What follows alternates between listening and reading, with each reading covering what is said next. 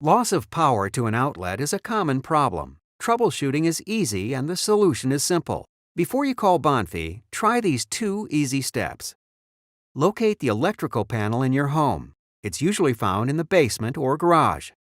Open the cover and visually check all of the breakers. If one looks like it's between the on and off position, flip it back to the on position. Test your outlet. If the breakers aren't the problem, check the ground fault circuit interrupters or GFCIs around the house. They are usually located in the kitchen, bathrooms, laundry room, garage, and on outside outlets. It's sometimes hard to tell if they're tripped, so to test, just press the reset button. If you hear a pop, that means the circuit was tripped and is now back in working order.